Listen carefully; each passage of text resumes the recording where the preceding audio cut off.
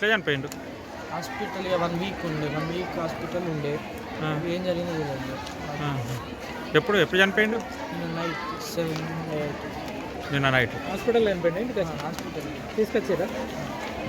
దానం చేయలే ఇంకా. ఒక్కనేనా? అన్నయ్య వీళ్ళు ఎగ్జామ్స్ అని టచ్ పోయాను. పంపించాను. హాస్పిటల్ పోయి ఎన్ని రోజులు? 1 వీక్ అవుతుంది. 1 వీక్ అయింది. ఏం పేరు మీ నాన్న పేరు? వెంకట. తక్కల్ల వెంకట. తక్కలనేనా? ఈ రవి చుట్టమవుతాడు మీకు? రవీందర్